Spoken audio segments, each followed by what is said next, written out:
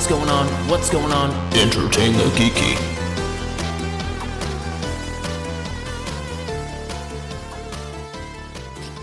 Your face when you do that. I have to change it up. Because if I don't, I get bored with this. You know what I mean? Right, but I'm looking at your face, right? So like your face, I'm just sitting here laughing.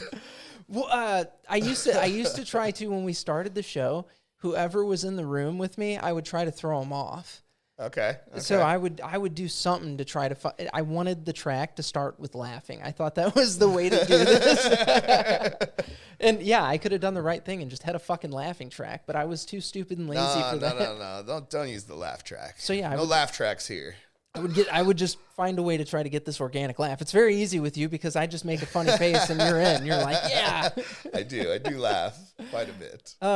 So this week we are going to talk about role-playing must-haves. So things that you can't be at the tabletop without. Okay. All right. Cool. Yeah. I like that. What do you have a number one, like just that one thing that you can't live without? Well, I think there's I'm in two lists, right? If we're talking about things you need for a game, we first have to talk about what kind of game, right? So your tabletop role-playing game, you know, you have your D&D and definitely some other things, right? I think Star Trek we've done in that way, the game I've been playing in, where it's mostly theater of the mind. You're not really looking at figures on a map or on a table or on a ship model or whatever. So in that regard, I think we have to distinguish between those two, right? Are we talking about a more traditional D&D style experience? Or more theater of the mind? Or more our imagination is what makes this come to life. Okay. Okay, so dice. Dice? Well, dice are given. Dice are the first thing. Okay, dice, sure. But I think that's too obvious. Yeah, no, it is. Okay. Right, you're talking about things like, okay, yeah, you need dice, right? But what makes it a good experience for you? That's not dice. Do you take notes when you play? Yes. I'm a derelict, okay? I do not. For me, I do this like, I just try to be swept up in whatever moment is happening in front of me, and I will totally fucking forget details because of it. Oh, no, I get that. And I guess I don't take notes when I'm playing in games. I take notes when I'm running games. Oh, okay, yeah. For things that I want to remember or names that I've just come up with off the top of my head. I want to write them down so I don't forget that. No, that shit I have to do as well. So that I think, I do take notes. When I am just playing in a game, like I play in our Star Trek game, no, I'm not a note taker. I am like you're saying, want to just be absorbed. I'm a seat of your pantser. Like I fly by the seat of my pants. Exactly. You just kind of want to go and lose yourself in it. And Star Trek has been, I'm going to give a shout out to a person who doesn't want me to say their whole name, so I will just call him the Mighty Z.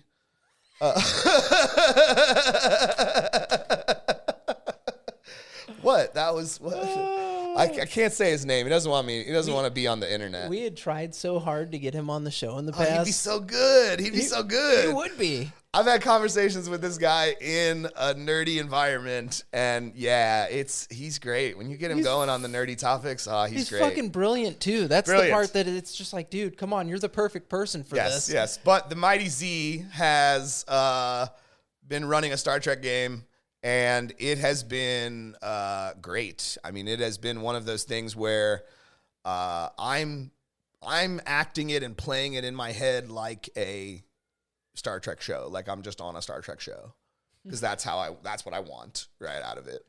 And we do it episodically and season by season, so it is a Star Trek show. I like that you guys do it episodically and season by season. I think that makes it just a little sexier, Yeah, I mean every episode's different. He always starts. He hands me a little captain's log that I read in character with the proper start date, right? Because of course, he's a good game master, and he's got the proper star date on there, so we can all understand what time period in Star Trek land we're hanging out in. So, as a player, to kind of bring it back around, right? As a player, I think No, the most important thing for me is just to be engaged. Just to show up. Yeah, just to be engaged. Okay, and I totally agree with that. I mean, I buy the book too, so I guess have the book, right? Because even if your game master has the book, it's nice to have another book. Because sometimes as the game master, you got the book open, right? And you're like looking at the book. That was going to actually be one of my first things. Have an extra copy of what you're playing. Yeah. Because here, if there's one at the table, you're going to need it, or somebody's going to need it when somebody else has it. Exactly. It's great to have more than one. Yeah, it's absolutely going to happen. Somebody's going to need the book while someone else is using the book. It's going to happen. All the time. Yeah. So all the time. Even if it's just one extra book, it's better than having 0 extra books. I totally agree. Yeah. Okay, so extra book. That's going to be our thing number 1. All right, extra books. Okay. I like it. I guess, and we'll structure this like this for you guys, is we'll do this first bit as players, the second bit as DMs. Okay, all right, interesting. Okay. I like that. Yeah, okay. All right. I can do that.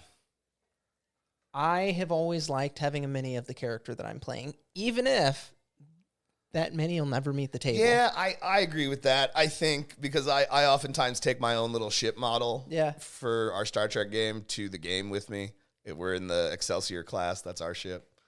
So yeah, I feel that. I'd rather have a miniature even if I'm not using it. It's part of fleshing out the experience for me. Yeah. So I have to have some representation of myself or the vessel that I'm in or something like that. Yeah, I mean, if it's a figure, that's great. I have also seen people just draw which is cool how they too. envision their character, so they get to kind of, customize it. Freehand, customize how they want their character to look.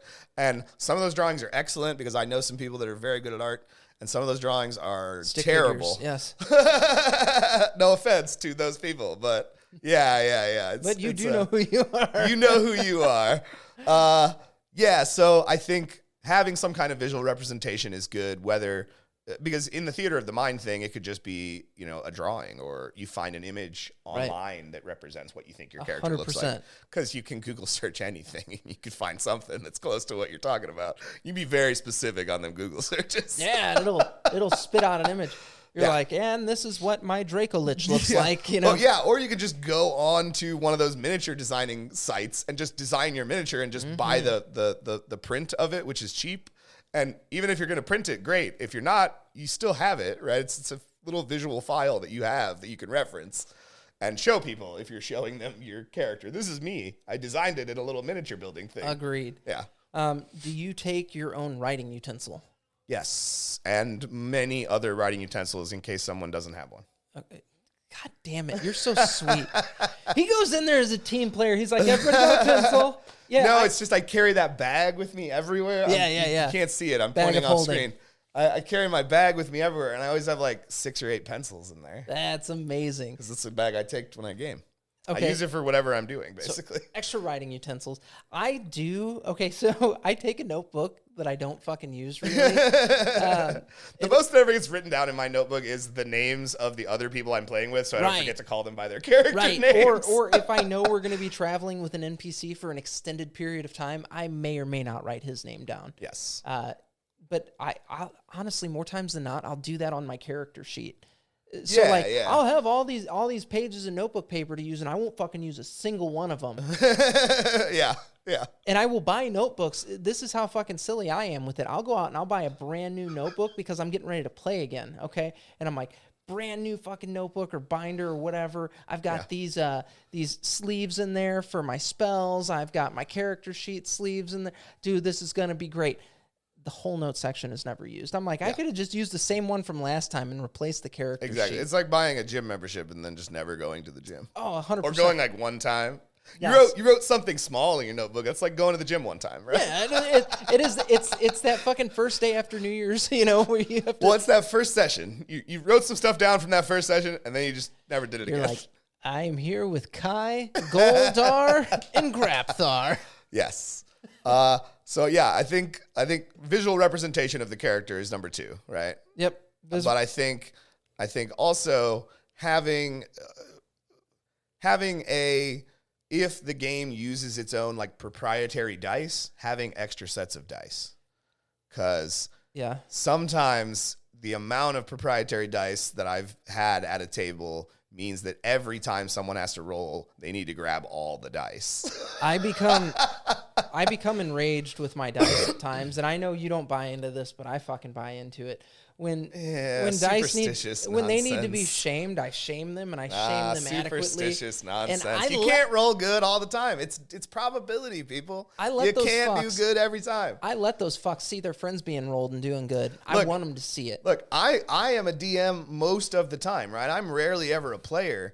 And even as a DM, you can't roll good all the time. Sometimes I will plan out the most epic thing that's going to go for 10 rounds, and it's going to switch tactics in the mid-fight, and there are thresholds where he changes his It's a huge thing.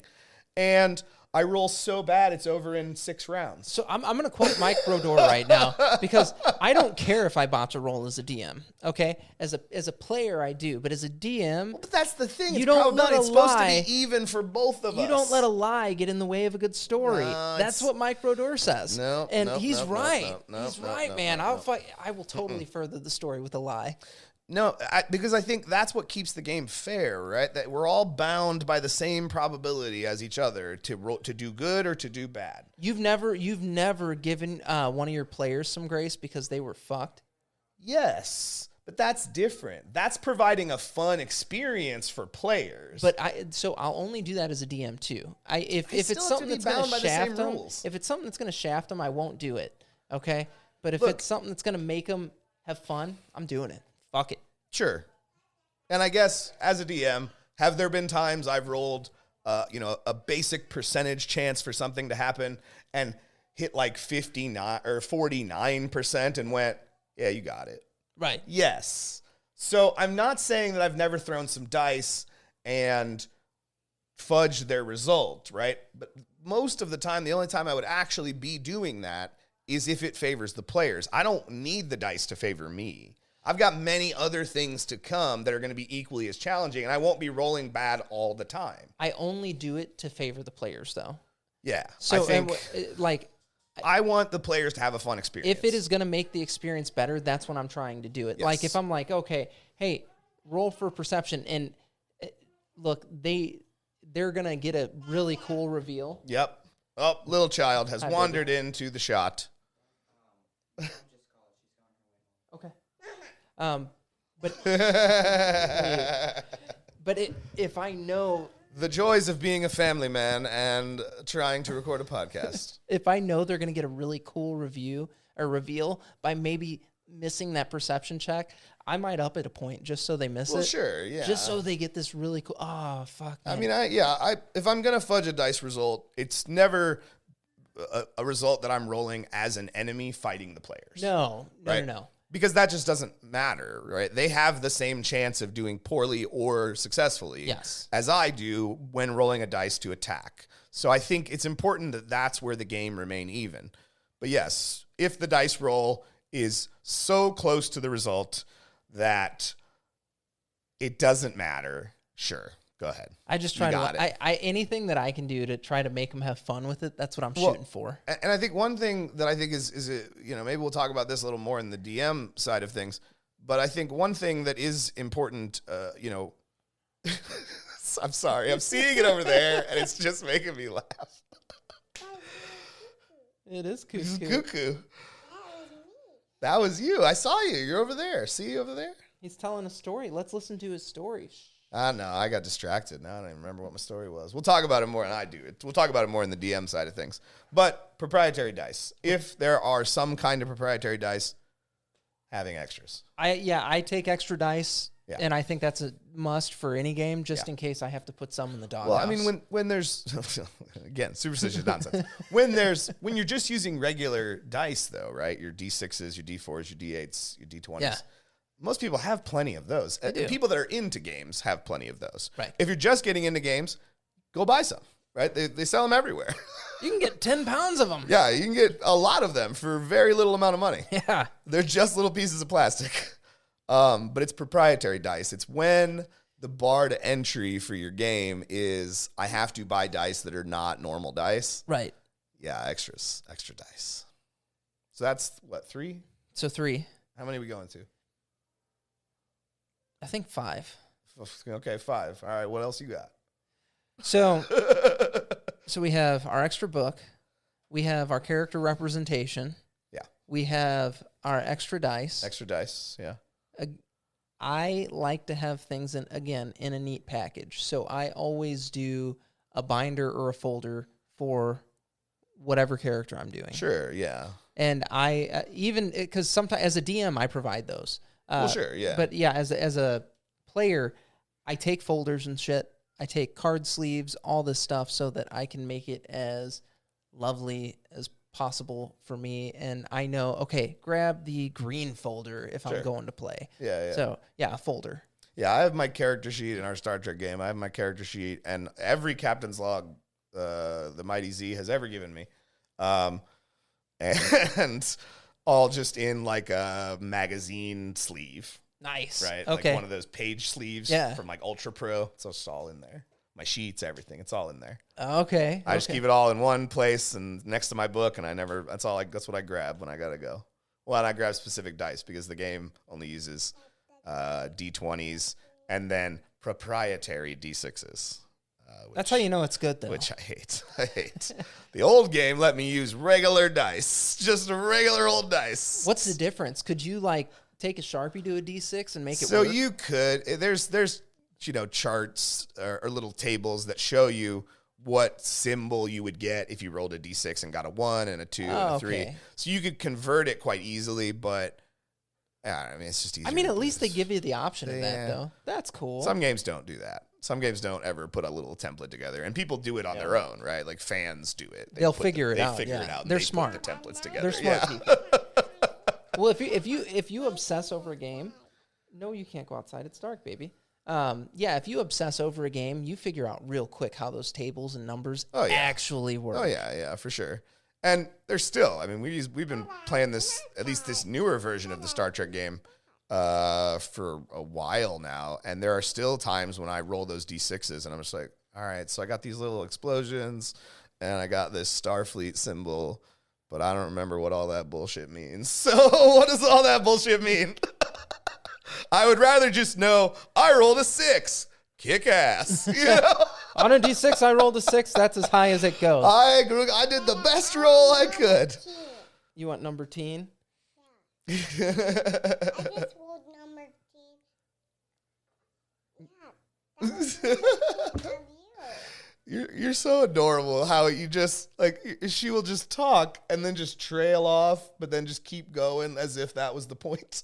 I love it. She knows where she was going with it, even if you don't. I trail off all the time, and I forget what I was talking about. Okay, so then you have some kind of organizational tool for your gameplay. Okay.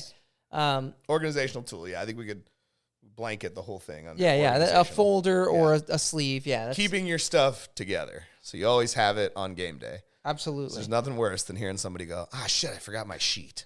I like. Okay, my number 5 for being a player. Yes. I take a snack. Always take a snack, man. Yeah, I usually I bring snacks, or when I host, I just buy snacks, right? Yeah, right. I mean, snacks are good. We do, like veggie and fruit trays and stuff like that. I like candy. You like candy? I mean, candy's a good one to have. Whenever we're at the Mighty Z's house, there's always candy, and that's great. But you like candy. I love candy. Who doesn't love candy? You like candy. Do you see how big I am? I love candy. I eat lots of candy. Too much candy, probably. My name is Cuckoo. Cuckoo. All right. Cuckoo for Cocoa Puffs. All right. As a DM.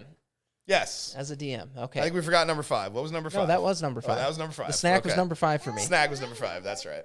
Okay.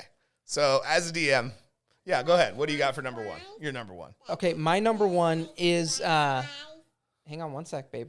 My number 1 is having notes from last session with me. Well, I mean, I guess that's the difference, right? I know where all my stories going. I got it all sketched out in my notebook. So one of the things that I'm wildly guilty of is in order to further the story, I will introduce characters at times. Sure. I will often. I did that in the last Zelda game I ran. Forget their name. Oh yeah, I don't forget their names. Yeah, Golthar has been running around with my players for a while now. Sure. And I couldn't remember his name the second week he was there, and I was like, oh no. Thank God I wrote it down. Yeah, I'm not saying I don't forget names. Hell, I forget Tim's playing in my Zelda game, and I forget his character's name every time. And I made it up. I made up his character's name. But the other 4 characters are the 4 main champion characters from the Breath of the Wild, like, flashback story. Yeah. And I know their names. I never have to think of their names. But this guy's got a strange name. His name is Toma. And I picked it. This is a Hylian man name. I picked it. And I forget it every time. So I forget names for sure. Okay. Having notes, remembering what you did last session. Yeah, that should be number 1 for sure. Okay. What's your my number 1, and it's weird, right? I just always think it's cool, right? Is the DM screen. Get a DM screen. Get a DM screen for the game you're running. Most of the Game Master's kits come with a screen. And if they don't, they're usually sold separately. Get a screen. Not only because when your players are looking at the screen, there's oftentimes like some cool art graphics. Or Absolutely. like a setting to kind of set the scope for the world you're in. Mm-hmm. But then on the other side of it, as the DM, there's so many things they put on there now, so you don't have to open the book every time something changes or every time something comes up that you're not 100% sure about. Bonus you can just information. Yeah, you just look right there on the screen, and there's little tables about object hit points, object hardness, right? Like absolutely. Just tasks, right? As the DM, you're having to ask yourself, is what the player attempting easy, normal-ish, hard, or like super hard, right? And you have to set a DC, a difficulty class that makes sense for the task they're doing. Absolutely. That chart's right there. It shows. So when the player asks to do something, you can ask yourself, is this an easy task? Is this a hard task? Is this a really hard task? And as the DM running the game, you'll know, it's your game. You're running it. DM screen. And if you're running a game, that's like written for you, they'll tell you the DC. I mean, gotta look at that thing. That's for if you're running a game like off the cuff, like I do, right? No, a DM screen is super rad. And the more specific it is to what you're doing, the better. The Star Trek one's got like it's got like a Klingon bird of prey, like fighting a Federation starship, and there's a Romulan warbird over here, like a Borg cube in the background. It's just cool looking. Like it's just makes them feel good. Looking. Okay. So yeah, I think the DM screen. That's my number 1. Okay, DM screen. I totally agree. Yeah. Totally agree. Or that was your number 1. Okay, that would be that's like my that's number our 2. number 2. Yeah. Right? Okay. That's collectively. That's number 2. Number 2. As an item, that's our number 2. It's number 2. Okay, so the DM screen. Number 3. Number 3. All right. Have copies of character sheets. I know. The players should be responsible and should have them. Sometimes they don't. I don't have copies of my character sheets. They have their sheets. And one of the players is my wife, so her sheet is just always with the stuff, right? But I don't have copies of my player sheets. But I guess it depends on who your players are, because I think if you're running a game for like younger people or even children, which I've done several times, it's actually have found that to be more stimulating as a game master than running a game for adults. Not that running a game for adults is also not great, but kids, man, they don't even think about what they're doing. They just let their imagination do it. And so like I remember running a game for a buddy of mine's family, and I'm setting a scene of like an abandoned old town, and people are closing their windows as you go by, like in an old haunted house movie or something, right? And so I'm setting the scene that the street is bare and there's no one, but then kind of like down the way you see a grave digger, and he's digging a grave. And before I even finished the sentence digging a grave, the youngest child said, "I want to go talk to him." I just went, "Yeah, you can do that. Okay, let's do that." Right? So she's going down there, and she got into a whole conversation just trying to find out what was going on in this town. Off the cuff, just did it. Amazing. Right? Like, just didn't even question that. Imagination just took over, and that's what we're doing. We're pretending to be these people. Let's do it. That's awesome. So yeah, I think it depends on who you're running your game for. If you're running your game for young people or new players, sure, have a copy of the sheet. Most of your veteran players, and I say veteran's a weird way to say it, right? If you've played in an RPG game, you could call yourself a veteran. I mean, there was no real criteria, right? It's like Agreed. when I hear professional skydiver, I'm like, so you did it and you didn't die. I mean, that makes you a professional, right? Unless we're defining it as getting paid to do it, which sometimes we're not. You're just a professional because you didn't die, right? So if you've played in if your players have played in an RPG game or two or more, I don't think you need copies of sheets. If you're seasoned. Yeah, if you're seasoned. That's I good. used that term earlier, and you were like, God, that's a weird one. This is a weird one. Yeah. I said it because we're getting old, too. We are. I'm going to be 40 in a month. I just turned 34 this past week. We're old. Yeah, it's bad. It's bad. I mean, I feel like, though, we're still plugged in, right? Look at this. We're having fun with it. We're talking about all the cool stuff. Apparently, gaming and comics are cool now. They weren't when I was in high school, but they're cool now. That's all that matters. That's all right. You got like guys like Matt Mercer, who's like made it just everybody's like, oh, D&D. We never knew D&D could be like this. Yeah, it's amazing. So I've been playing since I was 10, 11. It's always been like this. It's great. It's a great game. As a DM, I keep copies of the sheets. So I like copies of the sheets. I think it's valid, right? I think it's valid. I was just describing that sometimes it's not going to be necessary. Right. One of the reasons that I also like to do it, though, is for backstory. So if a character has a backstory, I will try to find a way, if I've not already planned for it, to incorporate it later on into the session. Sure. Or campaign. Sure. So I will try to give everybody their moment in the sun. Yeah, I mean, that was something we didn't touch on when we talked about players. I think having a backstory is probably... We had to talk about visual representation. That's fair, but we I didn't think having get a into backstory. it. We didn't get into backstory. That's one of the biggest parts of playing. I have a backstory for every character. I think you should. You should. Yeah, I have a backstory for every character. It helps you understand your character. You have to flesh them out. You know what's funny? So, a buddy of mine, it was his first time ever playing. I ran him through one. He made a backstory based off of a character in a book that he liked. Oh, yeah, I've done that many times. It gave him so much to flesh out this character that it made it way easier for him to actually get into the role-playing part of the role-playing game because he understood the character after reading hours of a book with it. So, backstory is freaking huge. Yeah, I mean, Shame on us. The first Elven Ranger I played was Legolas. He was just Legolas.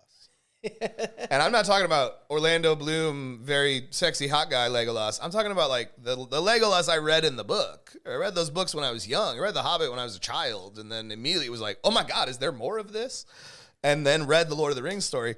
So yeah, he was just Legolas. It was a wood elf. He was just, he's just going to be Legolas. Because that's the elf I thought was cool. I was like, this is the coolest fucking elf, you know? That's amazing. Amazing. So yeah. Okay, so yeah. We didn't talk about that. Again, part of the reason I wanted it was for backstory. Okay, so after character sheets, what you got? That was number character sheets 3. Yeah, that was number 3, right? Yep. Yeah. So we're in DM. Mm-hmm. Okay. So I think as a DM, this is kind of a weird one, right? Because having an idea of where your story is going and or having read all of the module you're running. Oh, for sure. Right? No matter which one of those things you're doing, you have to do one, right? If you're running your own game, know where your story is going. Yeah. Whether you have every single moment planned out is a moot point. Know where your story is going. No, have at least bullet points and an overarching narrative that you're trying to tell. I mean, that's mine, right? I've designed dungeons for my Zelda game as sketches in a notebook. Right. Because that was very easy to do. Just draw some squares and connect them, you know? Before each session, I then take that and transfer it onto the page. But when it comes to the little individual moments that are going to pretty much be defined by what your players decide to do within the world you've given them, your scripted moments, your story moments, your characters that are important to the story and are going to help further the story along. Know who those people are before you start doing it. Oh, 100%. Or, like I said, read the book. So I've had moments of my players aren't the biggest fans of lore and monologue. They like to basically be writing the lore. of the Well, sure. universe Yeah, they're playing yeah. in as they go.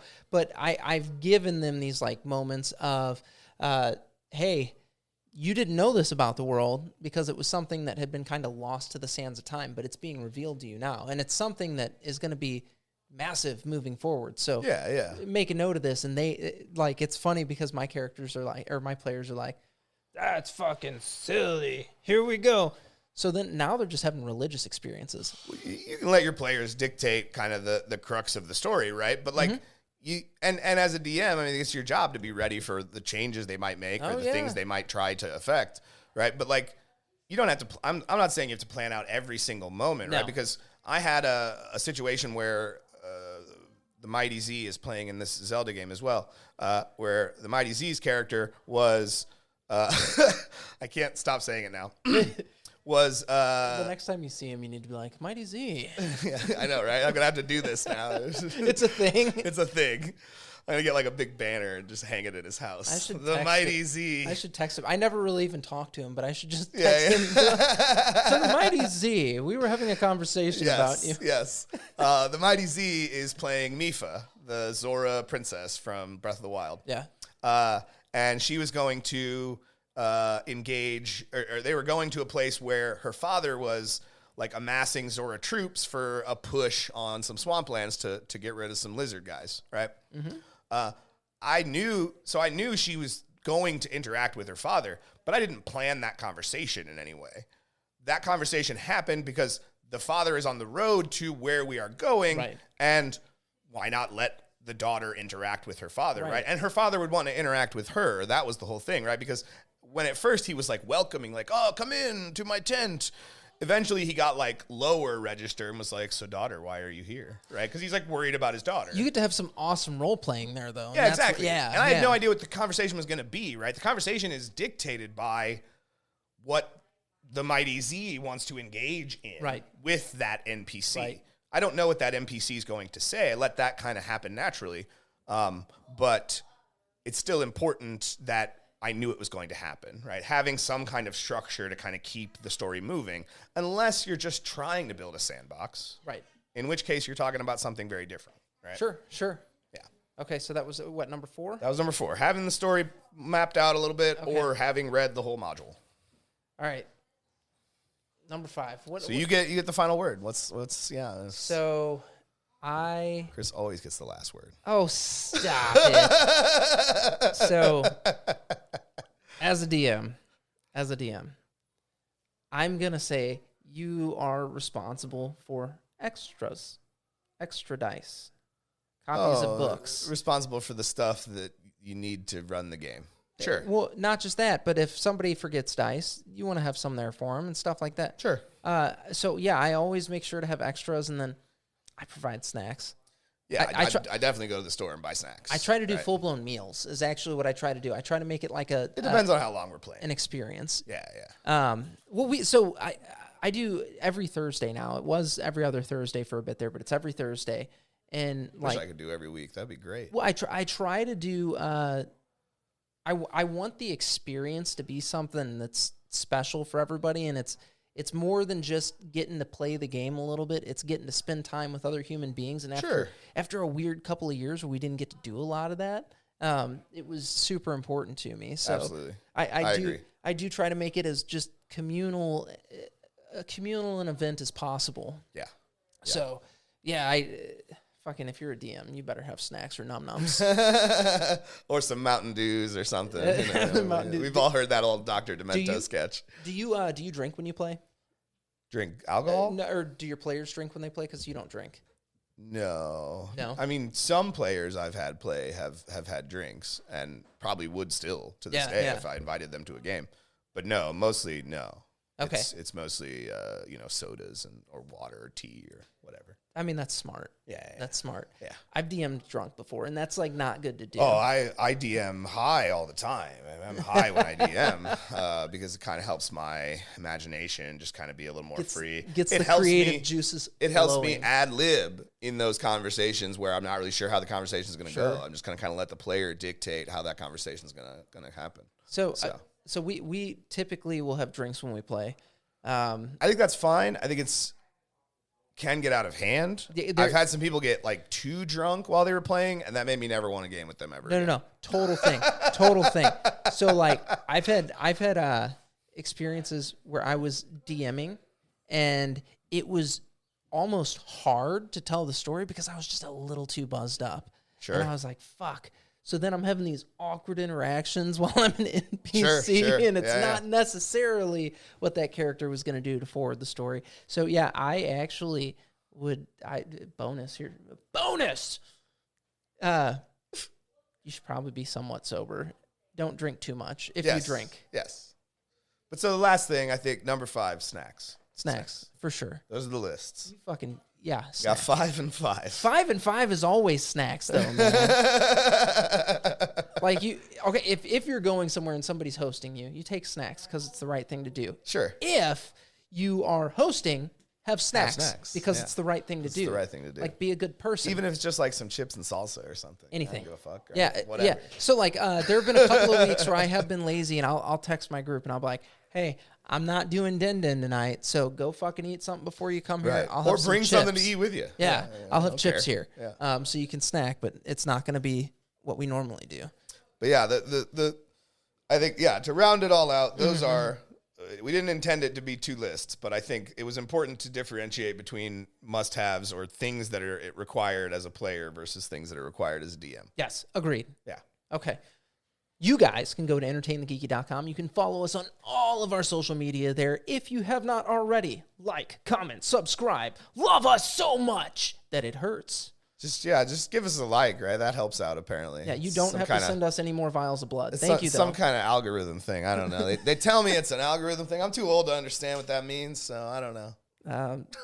Yeah. Hit that like button or dislike. I don't know, whatever. If you don't like us, go ahead. Give me the thumbs down. I'm fine. My ego's not that fragile. It's fine. As always, stay geeky.